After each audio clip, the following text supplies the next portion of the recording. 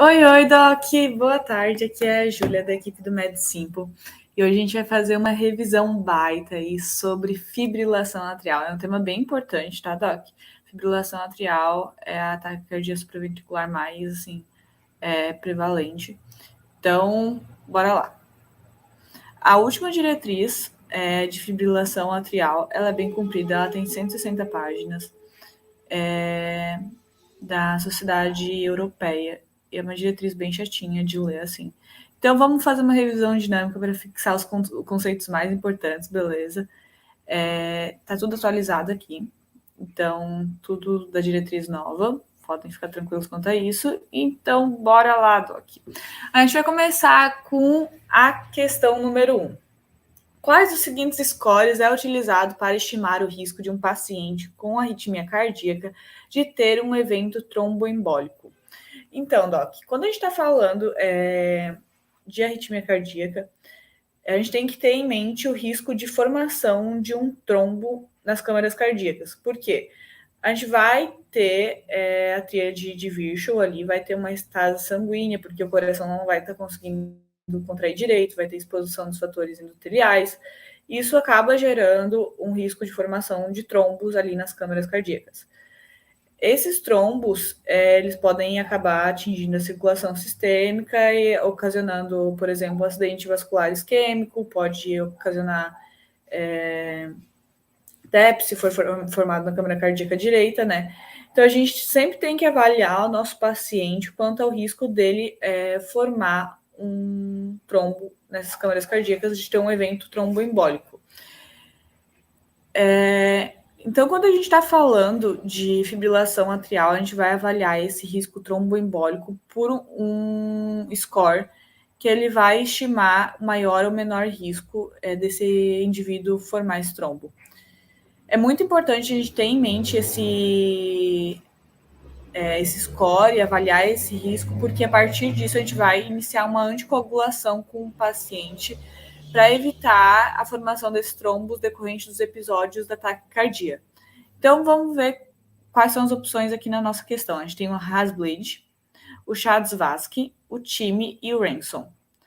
O Hasbleed, pelo nome, eu acho que quando você já estudou, a partir do momento que você estuda, você consegue associar. Hasbleed está relacionado com risco de sangramento, bleeding, né? Então, você se lembra do Hasbleed de bleeding, risco de sangramento. Então, quando a gente fala de Hasbleed, a gente fala do risco do paciente sangrar, não do paciente ter um evento tromboembólico. A gente vai avaliar o Hasbleed também na fibrilação atrial, para pesar o risco de sangramento e risco de ter um evento tromboembólico para o uso de anticoagulante, né, para avaliar o uso do anticoagulante ali.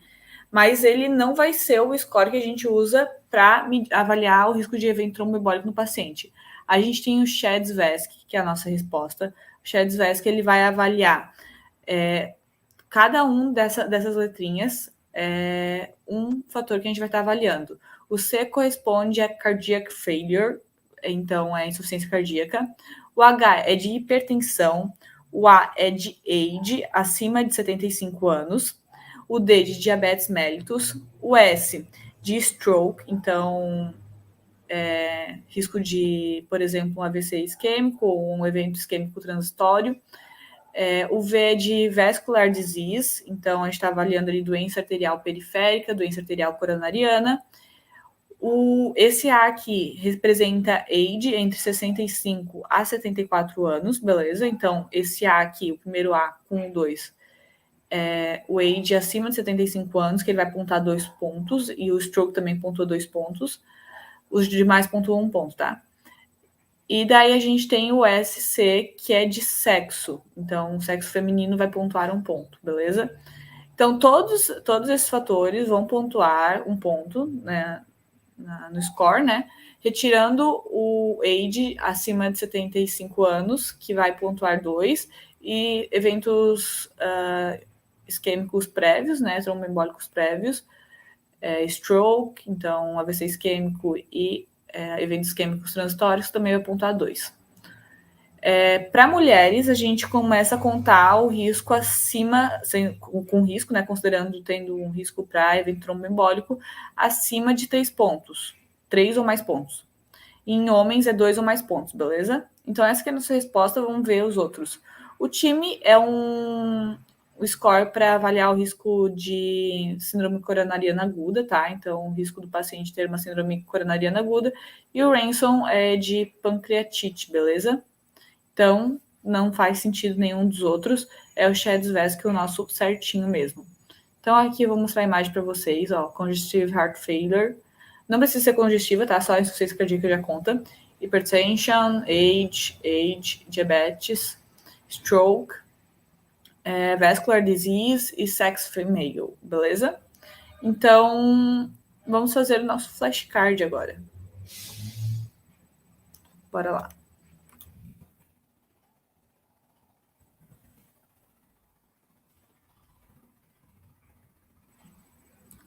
Aqui. Qual o score avalia o risco de eventos tromboembólicos na fibrilação atrial e quais são os fatores considerados nesse score, bem como sua pontuação de corte. Então, a gente tem o CHAD. Eu gosto de falar SHA-2, DS2, VASC, para lembrar onde tá, quais são os dois. Porque quando vai falar CHA-2-VASC, o 2 meio que fica escondido, né? Então, você não consegue perceber onde está o 2 ali. Então, eu gosto de falar SHA-2, DS2, VASC, para lembrar onde está certinho a pontuação 2, beleza? Então, a gente vai avaliar IC, né? Primeiro. Hipertensão, idade acima de 75 anos. Diabetes mellitus. Stroke, então AVC isquêmico. Barra evento isquêmico transitório. Barra eventos tromboembólicos.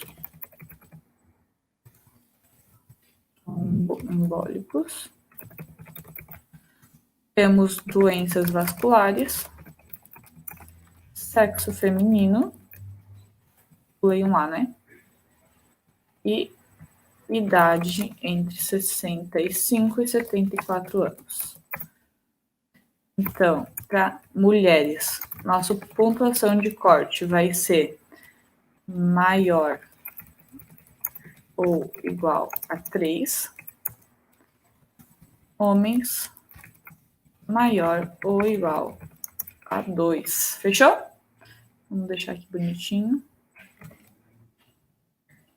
Assim. Agora a gente vai colocar uma imagem para ilustrar e deixar mais fácil de lembrar desse score, beleza? Aqui. E bora para a próxima questão, Doc. Agora a gente vai para a questão número 2. Sobre a classificação da fibrilação atrial, assinale a alternativa incorreta. Então, Doc, a fibrilação atrial ela vai ser classificada de acordo, basicamente, com um critério temporal da fibrilação atrial. Então, há quanto tempo ela está se desenvolvendo, há quanto tempo ela está presente nesse paciente e também quanto à refratariedade ao tratamento da fibrilação atrial. Então, basicamente, a gente vai levar esses dois aspectos em consideração. Vamos lá? Tá procurando a incorreta, tá, Doc? É importante lembrar disso. Aqui. FA não valvar é quando a fibrilação atrial na ausência de doenças valvares. Perfeito, né, Doc? A própria classificação é autoexplicativa. A gente está falando de uma FA não valvar, então não válvulas, não está envolvendo as válvulas. Geralmente as doenças valvares vão afetar, vão causar fibrilação atrial porque a gente vai ter uma fibrose ali, um remodelamento cardíaco. Todo remodelamento cardíaco você pensa em fibrose, pensa em processo de cicatrização. As regiões que ocorre essa fibrose, elas são mais predisponentes a criar circuitos de reentrada no território cardíaco. Então, como a fibrilação atrial, por si só, é uma taquicardia caracterizada pela despolarização atrial com inúmeros focos de micro-reentrada, então a fibrose originária da doença valvar vai acabar predispondo esse átrio a formar fibrilação atrial, um circuito de fibrilação atrial, beleza? Bora para B. Fibrilação atrial paroxística é quando temos um episódio de fibrilação atrial com duração menor que 7 dias. Exatamente, Doc. A gente está falando de episódios, então a pessoa ela pode ter, por exemplo, uma fibrilação atrial que dura 3 dias agora, e daqui a um mês ela vai ter de novo um episódio de fibrilação atrial que vai durar 4 dias, digamos. Ela vai ter uma fibrilação atrial paroxística, e não uma fibrilação atrial persistente, beleza? A persistente dura mais que 7 dias. Porque ela vai ter episódios, esses episódios vão estar espaçados ao longo da vida dela, e cada um desses episódios vai durar menos que 7 dias. Mas ela tem a fibrilação atrial ali de forma recorrente na vida dela, presente, tá? Mas não necessariamente vai ser um período, por exemplo, de um mês todo que ela tá com fibrilação atrial. Não, ela tem 3 dias de episódio aqui, daqui a um tempo ela tem mais 4 dias de episódio, depois de um tempo tem mais, sei lá, 5 dias de episódio de fibrilação, e assim vai. Mas não que ela tenha um período completo, assim, de fibrilação atrial, beleza? FA persistente é quando temos um episódio FA com duração maior que 7 dias, beleza? Perfeito esse conceito, foi o que eu expliquei antes, né? FA permanente é quando a fibrilação atrial permanece por mais de um ano. Tá errado, Doc. A FA permanente é uma fibrilação atrial refratária. A gente tenta ali fazer o tratamento, tenta o controle do ritmo, tenta o controle da frequência cardíaca e não consegue resolução desse quadro da fibrilação atrial. A fibrilação atrial que dura mais que um ano é chamada de fibrilação atrial persistente de longa duração. Então, são conceitos diferentes, beleza? Então, essa é a nossa alternativa errada, né? A gente estava procurando a incorreta. Aqui, ó. Então, bora fazer nosso flashcard para reter mais o nosso conteúdo aí de forma ativa. Aqui, ó.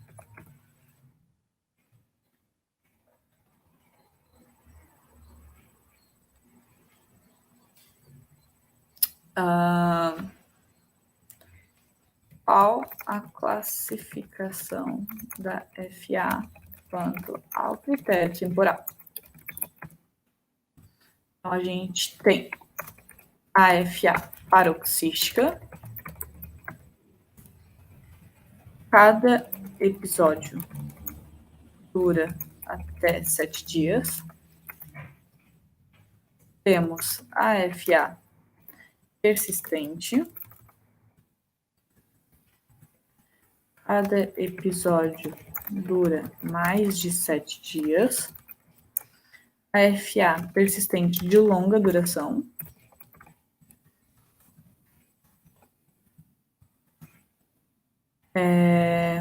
Cada episódio dura mais que um ano. Duração mais que um ano. É improvável que a pessoa tenha episódios de um ano, né? Provavelmente ela já tem ao longo da vida.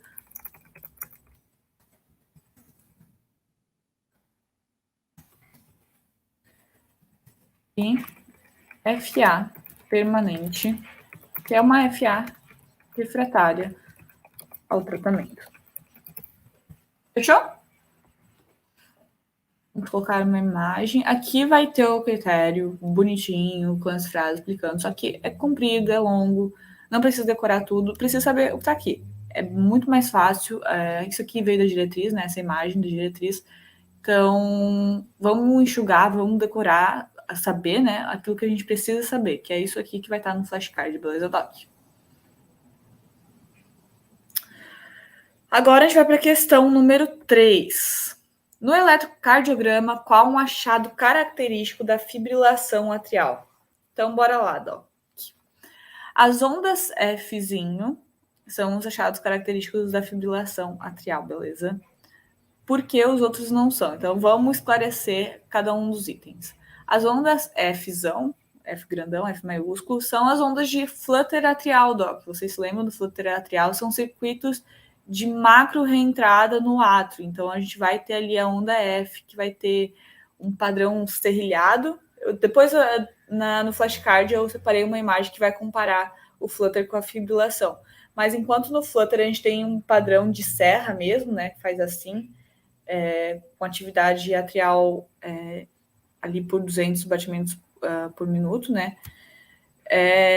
as ondas F, elas vão ser um pouquinho mais discretas. Então, você vai ter um serrilhadinho, assim, pequenininho, às vezes você consegue perceber, ou às vezes até imperceptível, mas você consegue perceber que é fibrilação atrial pela ausência da onda P, beleza? Então, isso faz com que a gente pense em fibrilação. A letra C fala taquicardia com QRS estreito e ausência de ondas P. Doc, a ausência de onda P já indica que ali a gente não vai ter uma ativação sinusal, né? Mas o QRS estreito sugere uma taquicardia supraventricular. Então, ali a gente está falando de provavelmente uma taquicardia supraventricular. A mais comum é por reentrada nodal. Então, provavelmente você está falando de uma taquicardia supraventricular por reentrada nodal. E como não tem ali nenhum indício de atividade atrial, uma onda Fzinho, uma onda Fzão ou uma onda P, então já descartamos a possibilidade da fibrilação atrial ser referente a uma fibrilação atrial, né? E a D fala onda P com duração maior que 0,11 segundos. Doc, a fibrilação atrial não altera a duração da onda P, até porque não passa, o átrio não vai estar tendo uma ativação sinusal na fibrilação atrial, né? A despolarização não vai ser sinusal ali, então não vai ter onda P. Se não tem onda P, não tem como ela estar aumentada. Quando a gente fala de uma onda P com duração aumentada, a gente provavelmente está se referindo a uma sobrecarga ventricular, beleza? Então, sobrecarga ventricular direita, sobrecarga ventricular esquerda. Mas não de fibrilação atrial. Fibrilação atrial, a gente não vai ter uma ativação sinusal da corrente de despolarização, beleza? Vão ser microcircuitos de reentrada com uma despolarização errática, anárquica ali do átrio, beleza? Então, a alternativa correta é a alternativa A. Vou mostrar agora a imagem para vocês de como é a fibrilação. Tá vendo? É um serrilhadinho bem discreto, não é que nem o flutter, que é um serrilhadão, assim, bem proeminente, né? Essas morfologias diferentes em cada onda Fzinha vão sugerir locais diferentes de ativação do circuito. Por quê? Se fosse no mesmo local, as morfologias das ondas Fzinho seriam iguais. Que nem quando a gente está falando de uma onda P sinusal, né? Ela sempre é igual em todas as derivações que ela é positiva, porque a ativação acontece no mesmo lugar. Então, ela sempre é igual. Mas aqui não, como está acontecendo em locais diferentes do átrio, devido a essa fibrose ali, provavelmente está subjacente, criando circuito de micro-reentrada, a gente vai ter padrões diferentes de despolarização, que vão estar acontecendo em todo o átrio. Então, por isso, esse padrãozinho aqui é serrilhado. Fechou? Bora lá fazer nosso flashcard.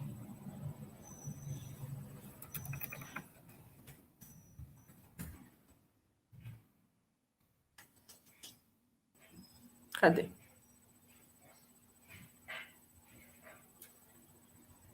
Aqui. Qual a fisiopatologia e o achado eletrocardiográfico mais importante da fibrilação atrial? Então, a fisiopatologia. A gente tem ali a despolarização atrial caótica, né? Com inúmeros focos de micro-reentrada,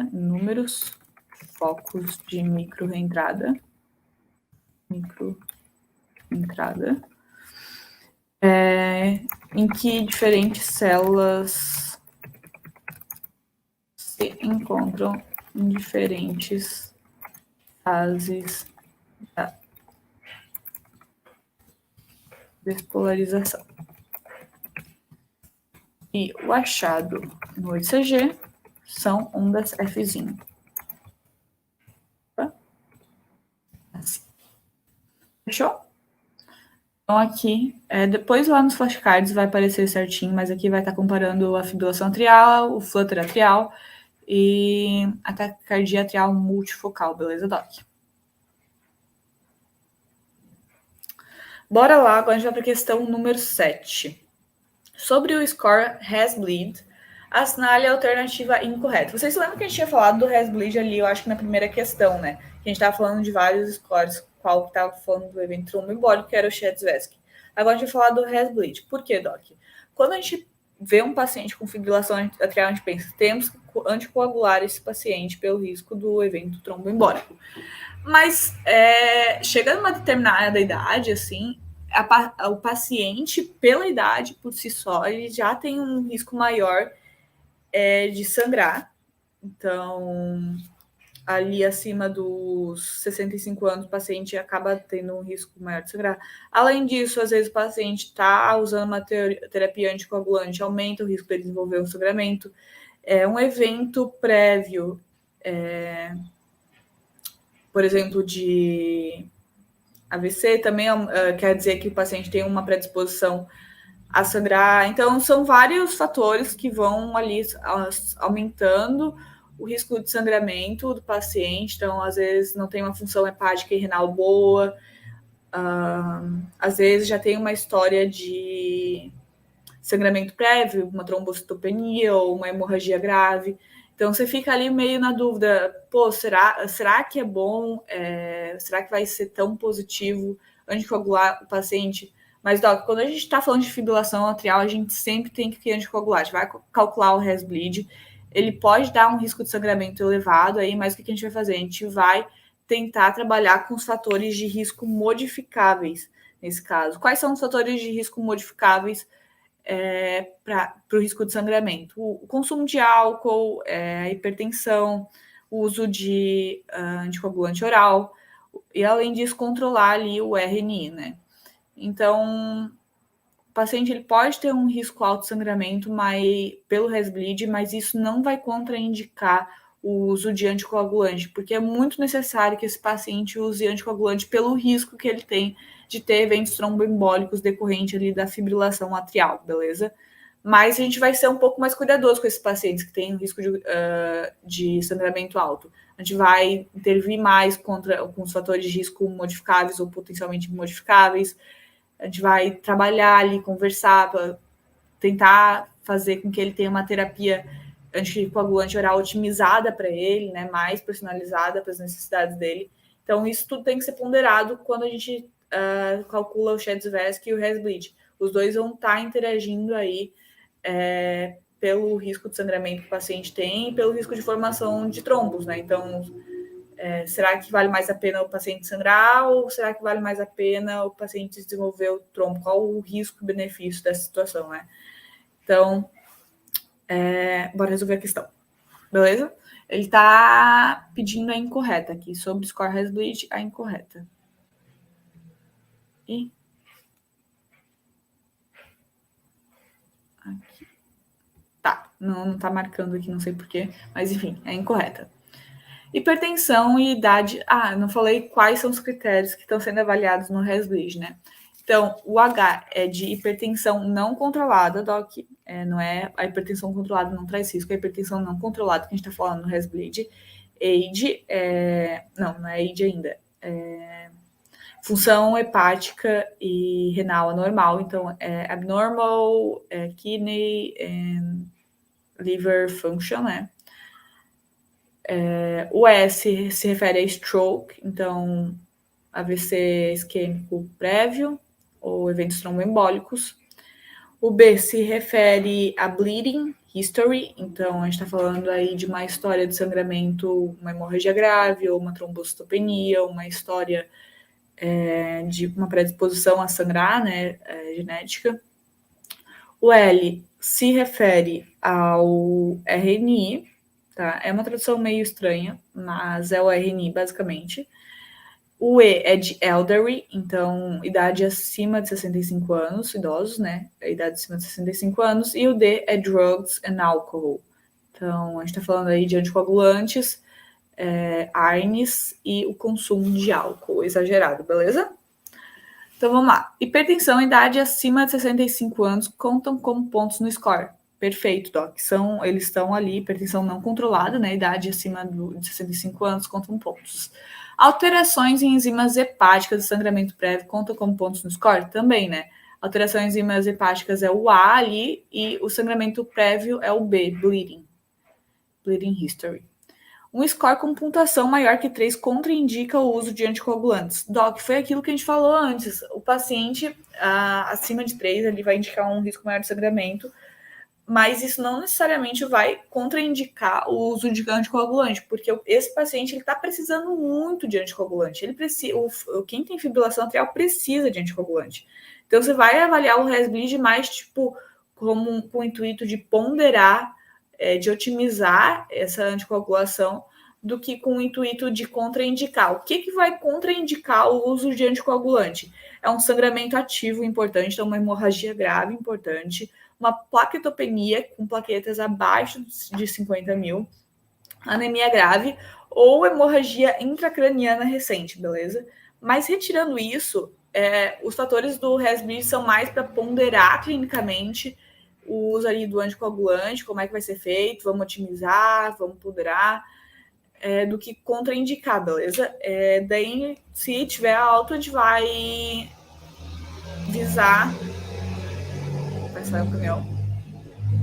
A gente visa daí trabalhar com os fatores de risco modificáveis e potencialmente modificáveis, que daí é o álcool, a hipertensão não controlada, o uso de anticoagulante e o controle do RNI, beleza? Uma pontuação no score maior que 3 indica alto risco de sangramento. Também a D está perfeito, então nossa alternativa errada é a alternativa C.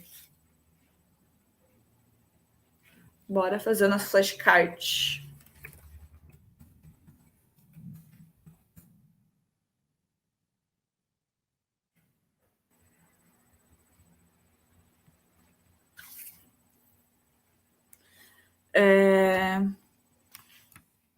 Qual o score avalia o risco de sangramento e quais são os fatores considerados nesse score, bem como a pontuação de corte. Então, a gente tem o score RESBLEED. Sempre quando pensa em RESBLEED, pensa em bleeding, né, que é sangramento. Aí você se lembra que é o score que avalia o sangramento. Então, a gente vai avaliar ali hipertensão não controlada, função hepática e renal anormais, stroke, então AVC / eventos tromboembólicos. O B avalia a história de sangramento, né? Prévio. O L, função do RNI. O E, idade acima de 65 anos. E, por fim, o D avalia o uso de drogas e álcool.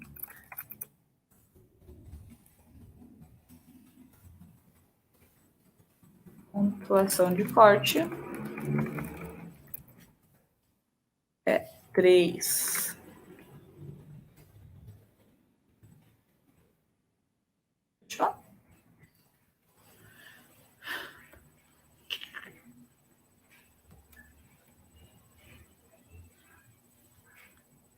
E agora a gente vai para a questão número 8, Doc.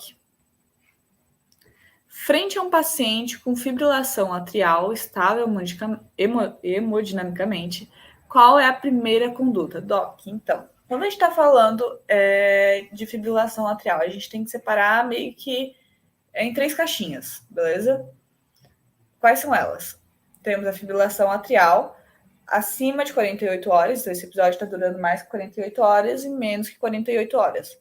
Mais 48 horas, a gente vai basicamente resolver com cardioversão farmacológica. Pode ter a opção de fazer cardioversão elétrica, mas geralmente, clinicamente, a gente trata com cardioversão farmacológica, ok? Agora, um episódio menor que 48 horas, então você está ali com menos de 2 dias de duração desse episódio de fibrilação atrial. Então, você vai avaliar a estabilidade hemodinâmica. Se o paciente está instável hemodinamicamente, você vai fazer a cardioversão elétrica de imediato, beleza? Então, vamos lá.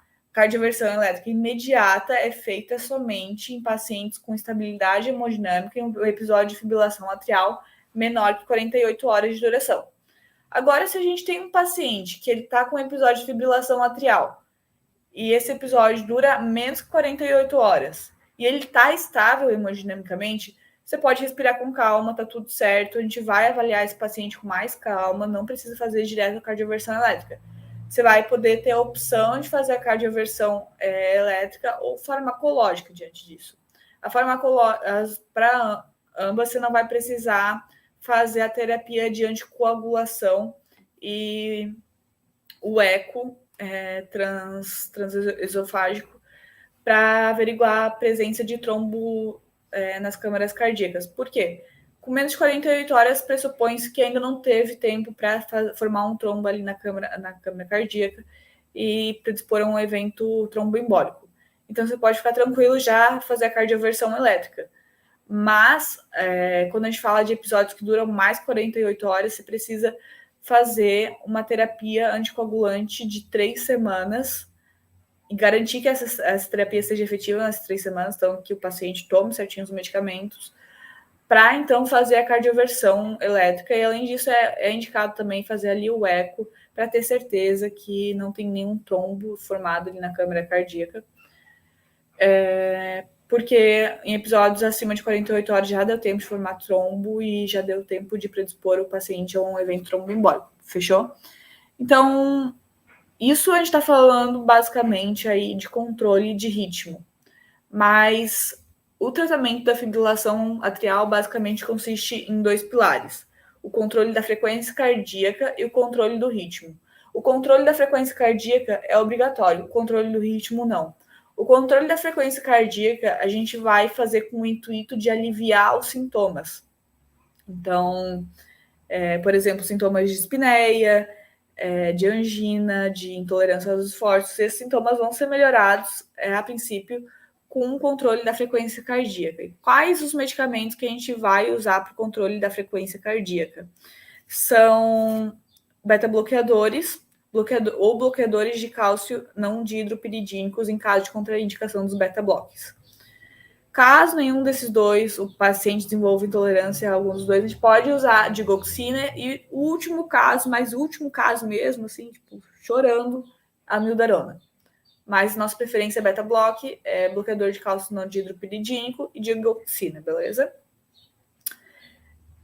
A nossa meta de controle da frequência cardíaca é 110 batimentos por minuto, beleza? Então, em pacientes com taquicardiomiopatia, assim, que você quer um controle mais estrito, ou que, tô com 110 aí de batimento, mas ainda estou sintomático. Você pode colocar a meta para 80 batimentos BPM, né?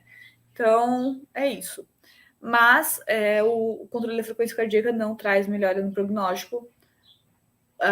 A melhora do prognóstico da fibrilação atrial é com o controle do ritmo, que é feito, e essa melhora do prognóstico é em casos específicos. Por exemplo, paciente com um diagnóstico de fibrilação atrial a menos de 1 ano. Primeiro episódio de fibrilação atrial. Então, pacientes jovens, diagnóstico recente, sintomas refratários ao controle da frequência cardíaca. Então, são casos mais específicos aí que vão necessitar desse controle do ritmo. Senão, você pode deixar em ritmo não sinusal, tá tudo certo. Beleza? Não é que tá tudo certo, mas não vai trazer uma piora no prognóstico do paciente, tá? Então, vamos lá. Frente a um paciente com fibrilação atrial estável hemodinamicamente, qual a primeira conduta? Então, como eu falei antes, os 2 pilares, a gente tem um pilar que é obrigatório e outro que pode ou não pode ser feito. O pilar obrigatório é o controle da frequência cardíaca. O controle da frequência cardíaca com inibidores do NOAV. Os outros são pilares acessórios. Podem ou não podem ser feitos. A gente avalia o quadro de cada paciente, a necessidade, a estabilidade hemodinâmica, o tempo de duração da CFA, mas todo paciente vai sair com controle da frequência cardíaca. Pode sair com controle da frequência cardíaca crônico, então medicamento todos os dias, ou às vezes, por exemplo, com um paciente que tem uma FA paroxística, você pode dizer, começou a sentir os sintomas, aí você toma o medicamento para o controle da frequência cardíaca, senão não precisa tomar todos os dias, entende? Então, é manejado de paciente para paciente. Nem todos os pacientes precisam de remédios diários para o controle da frequência cardíaca, mas todos vão precisar de uma estratégia para controlar essa frequência quando tiver os episódios. Fechou? Então, bora lá. Fazer o flashcard.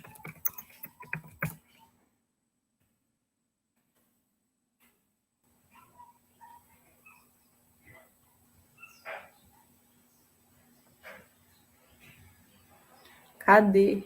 Aqui. Qual a conduta medicamentosa para todos os pacientes com FA? Então, é o controle da frequência cardíaca, né? Através do uso de beta-bloqueadores, bloqueador de canal de cálcio não dihidropiridínico, digoxina e amildarona. Ou amildarona, tá?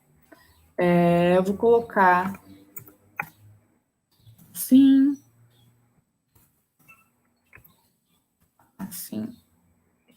para vocês saberem quais são os melhores no sentido mais indicado para esse caso. A meta de FC é 110 ppm. Em casos específicos, como taquicardiomiopatía, pode-se colocar como meta 80 ppm. Fechou? Então, bora colocar nossa imagem e bora para a próxima questão. Agora vai para a questão número 16, Doc. Bora lá. Eu sei que a gente deu uma boa pulada, mas eu quero fazer alguns casos com vocês para a gente pegar bem certinho. Então, um paciente de 47 anos, hipertensa, portadora de hipotiroidismo em uso de levotiroxina. Deu entrada na UTI do UOL com história de palpitações de início súbito acompanhadas de mal-estar retroesternal. Ao exame físico, apresentava ritmo cardíaco irregular, com frequência cardíaca de 198 e PA de 110 por 70. Ritmo cardíaco irregular aqui. Sem sopros cardíacos. A ausculta pulmonar não revelava normalidades, o eletrocardiograma mostra uma taquirritmia irregular com complexos estreitos sem onda P. Então, um ataque supraventricular, provavelmente, sem onda P. Esse sem onda P vai nos direcionar mais para uma fibrilação atrial. Apresentou ainda um ecocardiograma recente com relacionamento anormal do ventrículo sem outras anormalidades. O medicamento que apresenta a melhor reversão dessa arritmia é DOC. Então, aqui a gente tem uma paciente que ela é nova, né? Ela não tem nenhuma cardiopatia estrutural, né? Não apresenta nenhuma doença. Aparentemente, parece ter um relacionamento anormal ali do ventrículo esquerdo, mas não apresentou outras anormalidades. Então, diante disso, a gente está com uma paciente sem doença cardíaca estrutural. Então, você lembra que eu falei lá para vocês que na FA, a gente, de menor que 48 horas, a gente primeiro avaliava a estabilidade hemodinâmica. Se tivesse instabilidade hemodinâmica, ia direto para a cardioversão elétrica. Se não tivesse, a gente poderia optar pela cardioversão elétrica ou farmacológica. Mas, além disso, quando a gente está com instabilidade hemodinâmica, né, o paciente está ok, não está instável, a gente tem que avaliar se ele tem doença cardíaca ou não. Se ele tiver doença cardíaca, a gente vai usar na cardioversão farmacológica a amildarona. Se ele não tiver doença cardíaca, a gente usa flecainamida, beleza? Então, são esses dois braços. Então, a gente vai ter ali a divisão. Paciente com fibrilação atrial menor que 48 horas, com instabilidade hemodinâmica, sem doença cardíaca estrutural, flecainamida. Com doença cardíaca estrutural, amildarona, beleza? Nossa paciente, então, ela tem um relaxamento anormal do ventrículo esquerdo, que é uma doença cardíaca estrutural, né? Então, dentro de todas essas opções, a gente vai optar por amiodarona. Procainamida, sotalol e adenosina não são opções utilizadas para o tratamento da fibrilação atrial para reversão, cardioversão farmacológica, tá? Então, elas nem entram como tratamento para fibrilação, beleza? Seria ou amiodarona ou flecainamida, pode ser também propafenona ou ibutiledo, mas flecainamida é a nossa primeira opção. Bora lá?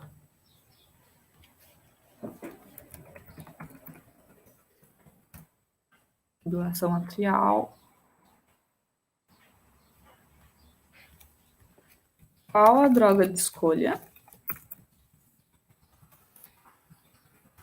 para cardioversão farmacológica em pacientes com FA a menos de 48 horas e com doença cardíaca estrutural? Então, é a amiodarona. Fechou, Doc? Vou colocar a imagem. Prontinho.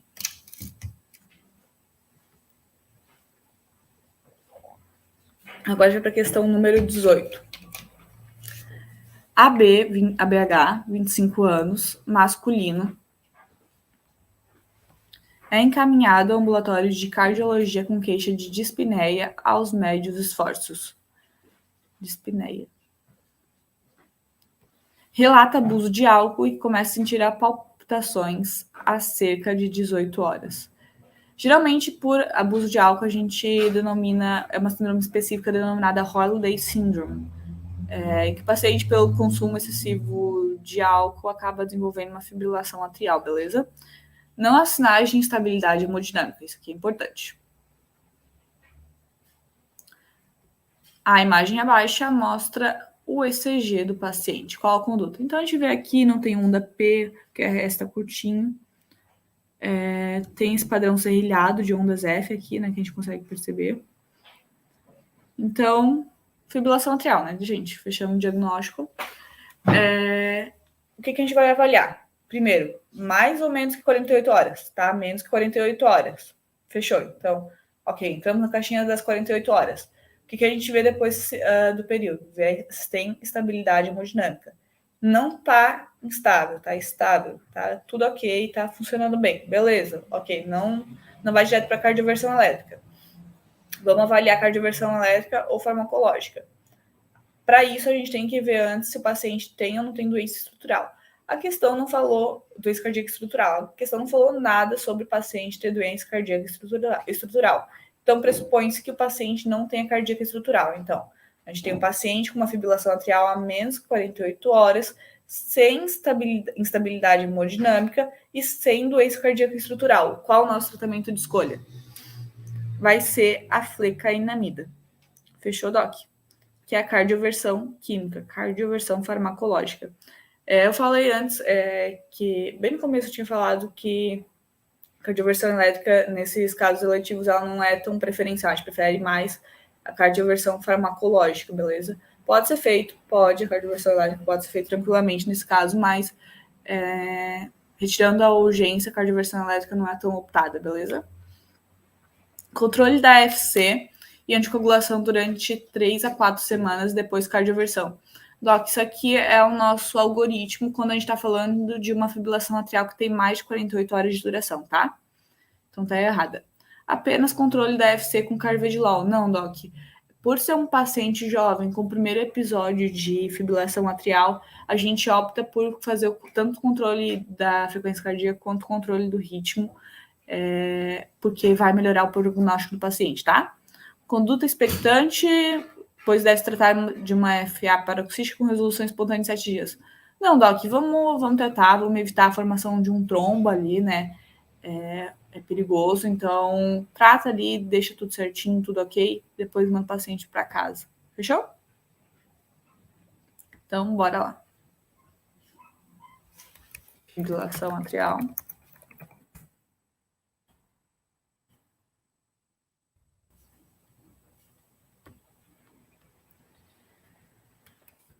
Qual a droga de escolha para a cardioversão farmacológica em um paciente com FA a menos de 48 horas e sem doença cardíaca estrutural? Flecainamida, né? A gente viu antes. Flecainamida.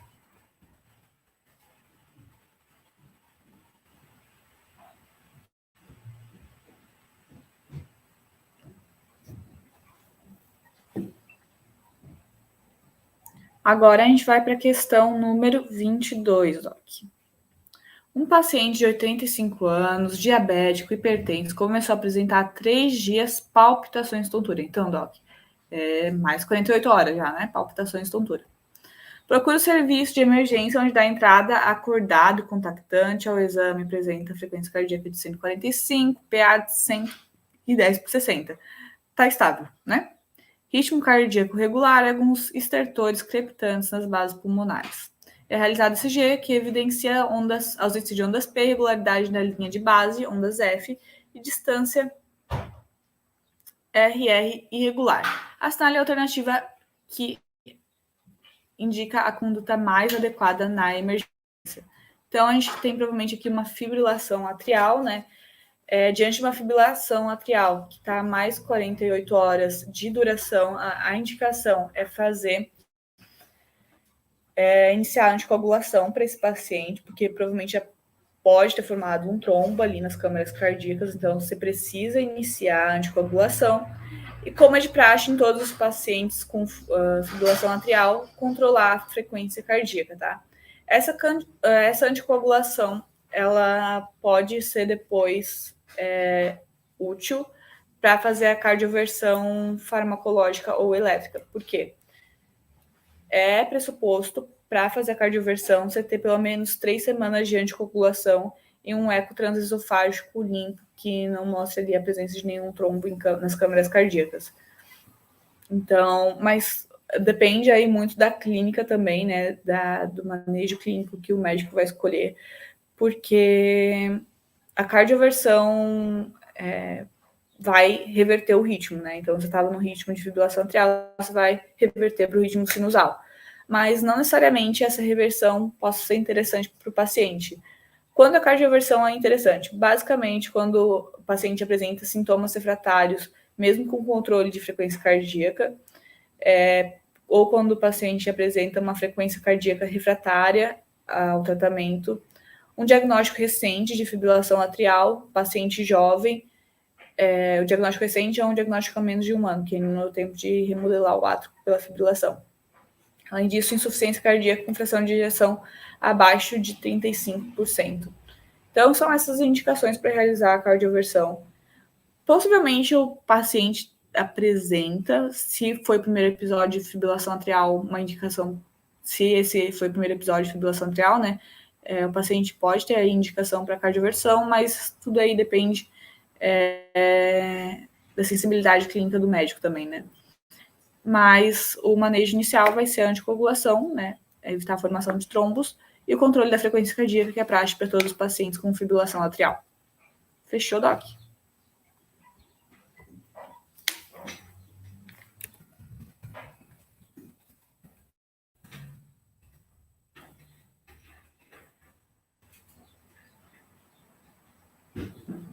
Então, aqui.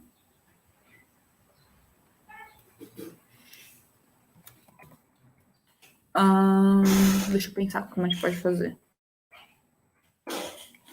Quais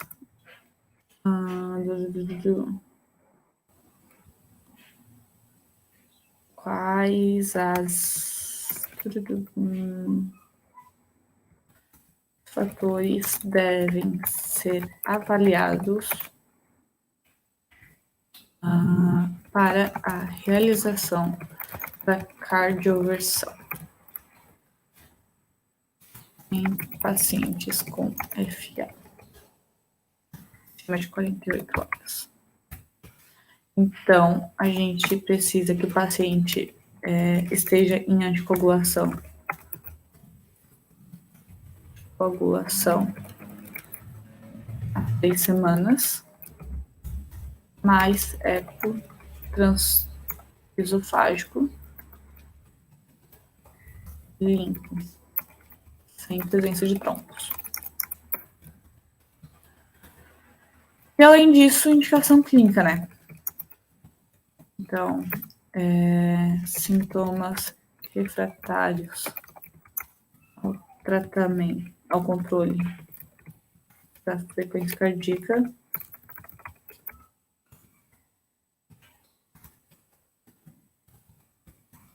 Frequência cardíaca refratária ao tratamento. Diagnóstico recente de FA. Primeiro episódio de FA. E pacientes jovens. Fechou, Doc?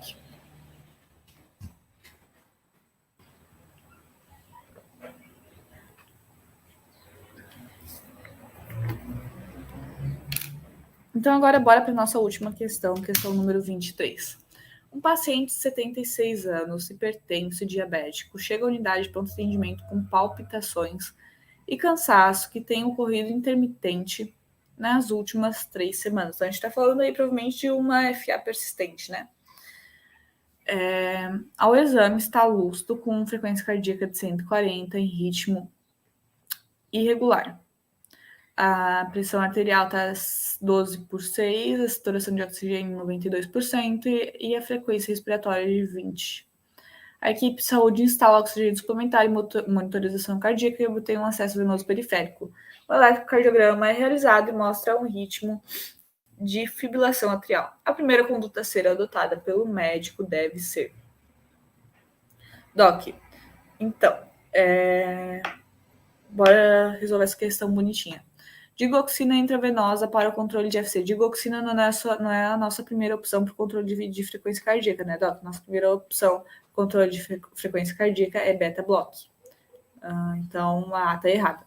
Sedação em cardioversão elétrica sincronizada com 120 joules bifásicos de amildarona. Doc, a cardioversão elétrica só vai ser indicada imediatamente quando a gente está falando de uma emergência ali, né? Quando o paciente está instável hemodinamicamente. Então, como o paciente não está instável hemodinamicamente e a fibrilação atrial dele tem uma duração a mais de 48 horas, então a B está erradinha, né? A gente não vai indicar cardioversão elétrica. Infusão imediata para cardioversão química. Doc, ele não esse episódio de fibrilação atrial tá 3 semanas. Então, você não pode fazer a cardioversão química de cara.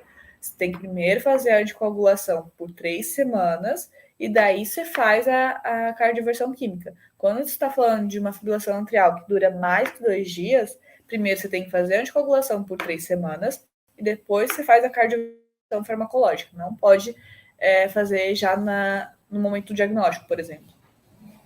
Desfibrilação cardíaca imediata com 200 joules bifásicos. Então, a gente está falando de uma cardioversão elétrica. Também, Doc, não pode ser feita cardioversão elétrica. Cardioversão elétrica só é feita no momento em caso de instabilidade hemodinâmica, em fibrilação atrial com duração menor que 48 horas. Então, não é o caso, não pode ser feito.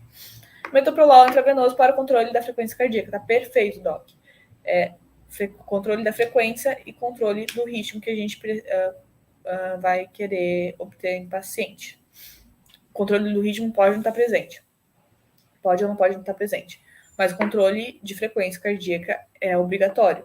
E o controle de frequência cardíaca a gente faz com beta-block, primeira escolha, ou bloqueador de canal de cálcio não dihidropiridínico e segunda escolha digoxina. Terceira escolha, amildarona, tá? Além disso, você vai iniciar a anticoagulação para esse paciente, porque ele já está há 3 semanas com fibrilação atrial, a predisposição, vai avaliar a predisposição dele, né? Provavelmente ele vai ter uma alta predisposição a evento tromboembólico. Então, inicia a anticoagulação aí para evitar evento tromboembólico. Depois avalia se vai ser feito ou não a cardioversão farmacológica com ele, tá? Mas, no momento, a gente só quer o controle da frequência cardíaca e a anticoagulação. Fechou? Mas vamos falar sobre cardioversão nesse flashcard.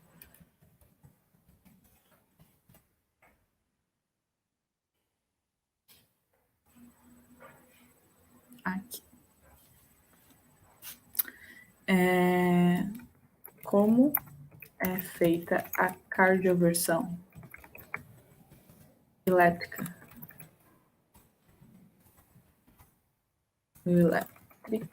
na fibrilação atrial? Então, a gente vai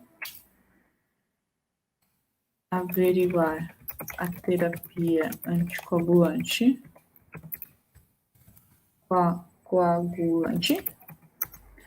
sedação, né? Realizar sedação e deixa eu ver como é que se fala. Aplicação de 120 a 200 joules bifásico sincronizado com o QRS. Deixa eu dar aqui. Vou colocar uma imagem aqui pra gente.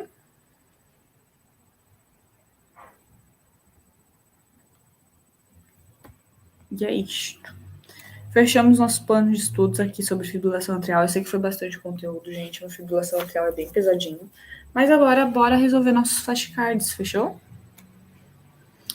Bora lá buscar o deck. Aqui. Quais fatores devem ser avaliados para a realização da cardioversão em pacientes com fibrilação atrial acima de 48 horas? Então, a gente tem que ver se o paciente está com terapia anticoagulante acima de 3 semanas, fazer um eco transesofágico ali para ver se tem a presença de trombo no apêndice atrial esquerdo, que é o principal local de formação de trombos na fibrilação atrial. E, além disso, os critérios clínicos, que são sintomas refratários ao tratamento da frequência cardíaca ou tratamento da frequência cardíaca refratária, o diagnóstico recente de fibrilação atrial, um diagnóstico menos de 1 ano, o primeiro episódio de fibrilação atrial ou ainda em pacientes jovens. Qual score avalia o risco de sangramento? Quais são os fatores considerados nesse score, bem como pontuação de corte? Então, quando a gente está falando de risco de sangramento, é o RES-bleed, Doc. Então, a gente está avaliando o RES-bleed. Quais são os fatores considerados nesse score?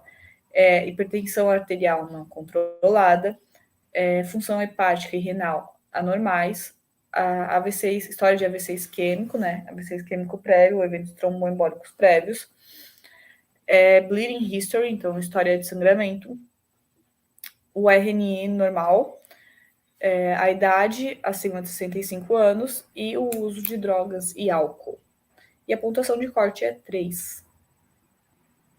Qual a droga de escolha para a cardioversão farmacológica em um paciente com fibrilação atrial menor que 48 horas e sem doença cardíaca estrutural? Então, aí é a flecainamida, né, Doc?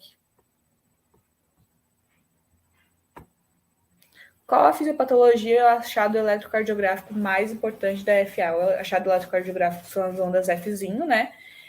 E a fisiopatologia é a despolarização atrial caótica com inúmeros focos de micro-reentrada ali no átrio e diferentes células em diferentes fases do ciclo de despolarização e repolarização. Então, aqui é aquela imagem que eu queria mostrar para vocês. Aqui tem a fibrilação, aqui tem o flutter, né, o padrão serrilhado. E aqui a taquicardia multifocal atrial. Qual score avalia o risco de eventos tromboembólicos na fibrilação atrial? E quais são os fatores considerados nesse score? Bem como sua pontuação do score, de corte. O score é o SHADS-VESC, o SHA2, DS2-VESC. Os fatores considerados. Então, a gente tem insuficiência cardíaca, hipertensão arterial, idade acima de 75 anos, que pontua 2, diabetes, eventos AVC, né, e eventos tromboembólicos prévios também pontuam 2, doenças vasculares, a idade entre 65 e 74 anos e o sexo feminino. E a pontuação de corte é 2 para homens e 3 para mulheres. Qual a classificação da FA quanto ao critério temporal? Então, a gente tem a FA paroxística, com menos de 7 dias de duração cada episódio. A FA persistente, que tem duração maior que 7 dias cada episódio. A FA persistente de longa duração, com duração maior que 1 ano, e a FA permanente, que é uma FA refratária ao tratamento.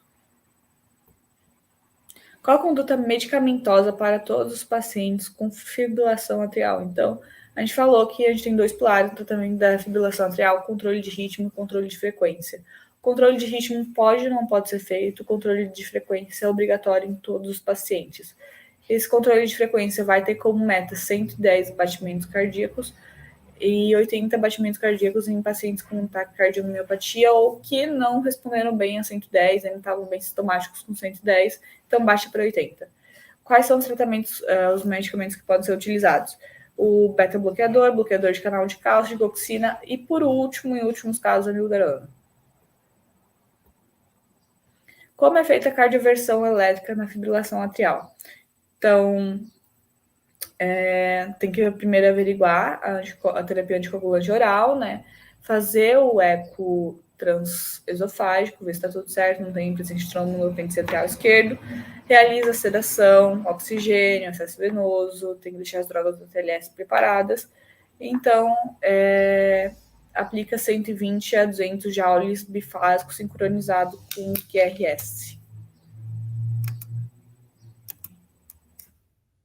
Qual a droga de escolha para cardioversão farmacológica em pacientes com fibrilação atrial menor a menos de 48 horas com doença cardíaca estrutural? É a mildarona, doc.